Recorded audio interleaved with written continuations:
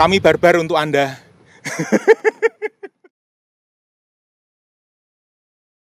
Halo YouTuber. Nah, hari ini kita sudah kehabisan konten barbar. Enggak, hari ini saya mau pamer, acaranya hari ini pamer. Jadi beberapa waktu yang lalu masih hangat banget ini. Gitu. Nih. Dapat kiriman ini nih. Nih. Gitu. Apa bunyinya? Kementerian Perhubungan, Dirjen Perhubungan Darat, Direktorat Sarana Transportasi Jalan. Nah, ini mapnya sih sama ya, tapi isinya ini yang istimewa guys. Ini adalah sertifikat sistem manajemen keselamatan perusahaan angkutan umum ya. Jadi saat ini Kementerian Perhubungan ternyata terus meningkatkan standar untuk angkutan umum ya. Jadi kami ini diminta untuk memiliki sebuah sistem keselamatan perusahaan angkutan umum. Di mana isinya apa sih? Di sini tertulis dengan jelas. Di tulisannya ini. Nah, telah memenuhi 10 elemen sistem manajemen keselamatan perusahaan angkutan umum. Artinya apa? Ini kita ini pedomannya pakai ini teman-teman. Jadi ini kayak kuliah lagi. Ini pedomannya. Hasilnya itu buku setebal ini. Yaitu, misalkan nih, itu ada yang jelas punya visi misi, terus kegiatan. Jadi ini diminta kegiatannya apa? Upgrade nggak? Lalu ada upgrade sopir atau upgrade safety, ya kan? Organisasinya gimana? Terus strukturnya seperti apa? Terus nanti manajemen bahaya dan risiko itu seperti apa? Lalu diminta rutenya mana? Itu di sana tingkat bahayanya seperti apa? Nah, itu dibuat buku setebal ini dan antisipasinya seperti apa. Jadi nanti ke depannya semua angkutan umum baik barang maupun orang itu wajib memiliki ini. Tanpa ini maka perizinannya akan sulit diproses. Nah, ini tentunya juga untuk teman-teman yang belum memiliki. Nggak usah takut, nggak usah khawatir. Satu, ada pedomannya. Kemudian ini ujiannya nggak sampai kayak dosen killer lah ya. Petugasnya ini sangat kooperatif dan membantu ya. Jadi ini bukan kayak kita ujian terus, salah bijine 5, itu enggak. Wah, ini kita malah bijine 100 guys. Wah, gue ujian belum tahu bijine 100. Tapi ini ya kerja sama tim ya, semua ya. Jadi sebenarnya semua itu mungkin sudah dilakukan, cuma tidak pernah didokumentasikan, ya kan? Nah, ini yang perlu kita latih mulai sekarang. Kumpul-kumpul driver, diomongi, lalu misalkan ada kejadian laka, serempetan, atau apa, itu dibahas. Supaya apa? Besoknya kalau ada kejadian seperti ini gimana? Gitu. Jadi ini juga termasuk, saya juga dapat ilmu dari Pak Wildan KNKT, waktu ketemu, dia bilang, dokumennya itu mestinya dari tipis, lalu menebal. Karena apa? Nggak mungkin kalau tiba-tiba tebal itu ya emang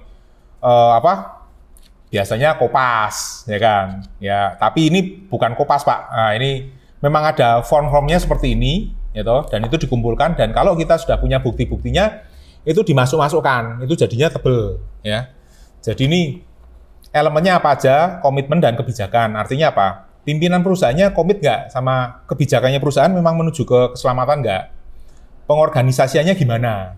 Bagiannya siapa wae nih, gitu. Kan nggak mungkin apa-apa lapornya ke owner langsung. Manajemen bahaya dan risiko, nah itu dilihat. Ini tadi, jalur ini risikonya seperti apa? Curam, tanjakan, atau apa? Ya kan ada penilainya. Termasuk sampai di garasinya. Kemudian, fasilitas pemeliharaan dan perbaikan kendaraan bermotor. Jadi fasilitas yang Anda miliki di garasi itu sampai seperti apa? Ganti oli, sampai overhaul mesin, nah itu nanti juga di cross check. Jadi kita nggak bisa cuma kopas, terus dikirim laporannya, enggak. Timnya datang ke garasi, dan itu dilihat, ini mana. Jadi ini benar-benar kayak diaudit. Itu. Dokumentasi dan data, nah ini misalkan kita foto, Anda nggak bisa cuma nulis, jebret ini di foto, ini kumpul-kumpul lagi briefing Pak. Absensinya mana? Lalu yang dibahas itu apa? Ada enggak dokumennya? Dan kadang-kadang dilihat fotonya itu, ini tanggalnya berapa? Bisa dicek metadatanya, bener nggak atau barusan foto kemarin. Peningkatan kompetensi dan pelatihan, nah itu ada nggak? peningkatan kompetensi yang pernah diikuti apa. Kebetulan kami juga pernah ngikutkan driver untuk safety driving, economic driving, nah itu masuk. Tanggap darurat, nah ini kalau ada kejadian seperti apa antisipasinya. Nah di tempat saya bilang, CS kami ini wah saking ngetope, wah, sampai modal lain pun kadang-kadang telepon ke CS kami. Itu bercanda, tapi tenang ya. Artinya dalam 15 menit kita harus ngasih respon. Ya. Kadang ada kejadian mogok, ya itu dimaklumi karena seperti alat elektronik atau seperti ya barang-barang ini kita nggak tahu kapan dia akan hang. Tapi saat ini hang, lalu kita nyusuli kendaraan, saya selalu menekankan penumpang ini atau pelanggan kita harus dikasih tahu, Pak ini harus ganti bis, perlu menunggu 2-3 jam. Jadi itu yang menenangkan, bahwa kita tahu kita diurusi, nggak cuma wes diem-diem aja, ngilang sih, tinggal nunggu ini datang. Nah, datangnya kita nggak tahu berapa lama. Ya. Itu untuk tanggap darurat dan pelaporan kecelakaan internal gimana? Ada urutannya enggak? Driver kalau ada apa-apa lapornya ke siapa? Itu. Kemudian monitoring dan evaluasi. Nah, monitoring dan evaluasi itu apa? Ya kinerjanya dikontrol. Bener enggak? Driver ini tingkat lakanya seperti apa? Nah, ini terkaitan sama nomor 10 pengukuran kinerja. Dan di tempat saya dilalah sudah bisa diukur kinerjanya. Jadi angka mogok artinya kalau misalkan tidak sampai ke jalan ya, tidak sampai tujuan karena kerusakan, itu kami ada di bawah 0,5%. Artinya apa? Dari 100 kendaraan, itu belum tentu satu rusak. Itu. Di dalam sebulan total cuma hanya ada beberapa kejadian itu di bawah 0,5%. Begitu juga angka laka kami sangat minim ya, karena kami sekarang sudah menggunakan 2 driver. Jadi selain angkanya minim, ketepatan waktu juga makin bagus gitu. Gitu teman-teman, ini pamer satu hal, karena tadi pagi saya juga barusan bantu ada satu mahasiswa yang bikin skripsi untuk marketing dan ini ternyata ditanyakan sama dia, apa inovasi-inovasi yang ada di dalam sumber alam, lalu gimana mensosialisasikan itu kepada pelanggan. Lah ternyata saya baru sadar, oh iya saya jarang ngomong hal-hal seperti ini yang tidak kelihatan di luar, makanya konten ini langsung pamer. Satu lagi yang mau tak pamerin. Aplikasi kami, selain satu sudah ada di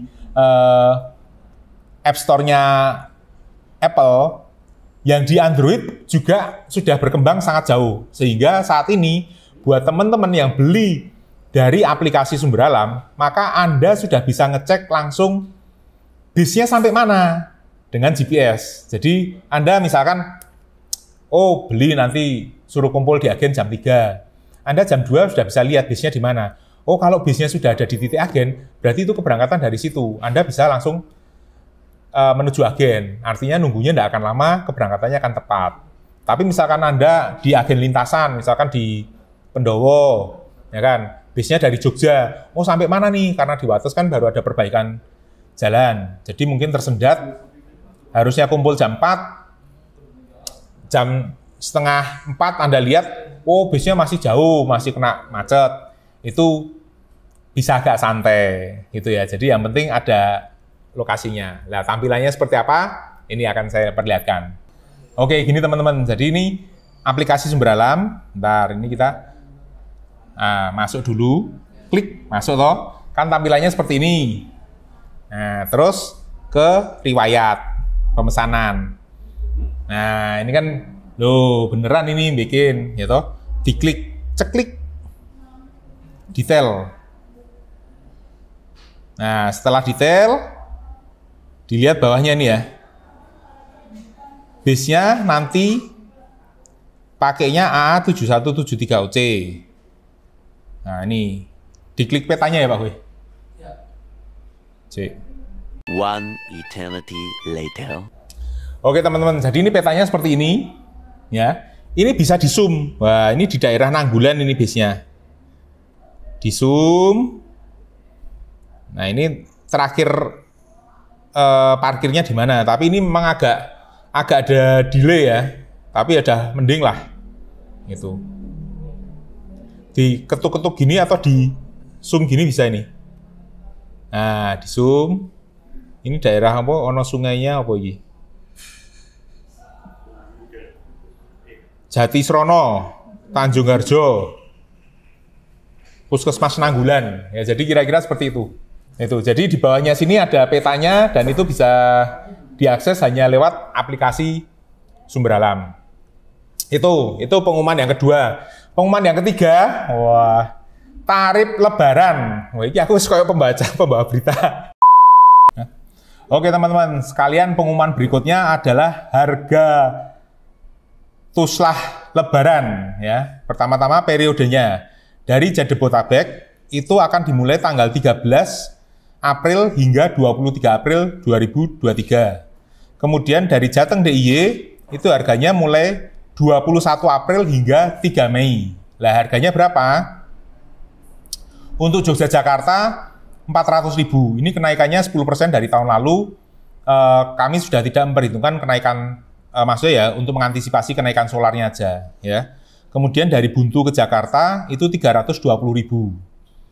Sedangkan yang lewat utara itu 440.000. Jadi Jogja Jakarta lewat utara 440.000. Kemudian tarifnya Jogja Merak itu 440.000 juga dan Buntu sampai Merak itu 360.000. Nah, ini yang perlu teman-teman ketahui. Tarif ini nanti kalau sudah diumumkan bisa dibeli kapan, ini sudah fix tarifnya ini. Cuma kami baru masukkan ke dalam sistem supaya harapannya awal Februari ini sudah bisa dibeli. Jadi saya sarankan teman-teman untuk langsung beli. Kenapa? Karena nanti misalkan dalam perjalanan ini ada kenaikan tarif atau ada perubahan BBM, itu maka kami yang akan menanggung kenaikannya. Jadi kalau sudah beli, sudah lunas, Anda tidak perlu bayar apa-apa lagi.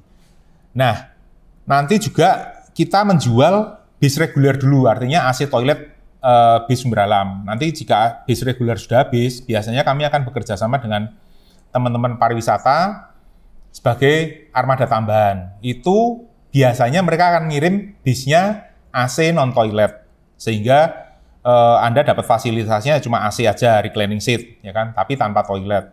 Nah, makin dekat ini kan biasanya makin rame. Jadi kami sarankan nanti begitu Anda langganan agennya sudah ngomong, oh udah bisa pesen, bisa segera dipesan aja.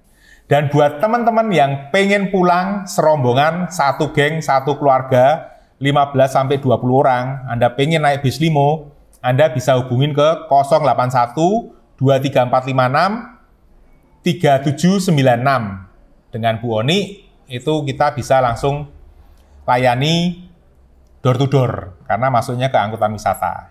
Oke, demikian dulu. Tunggu kami di kebarbaran berikutnya.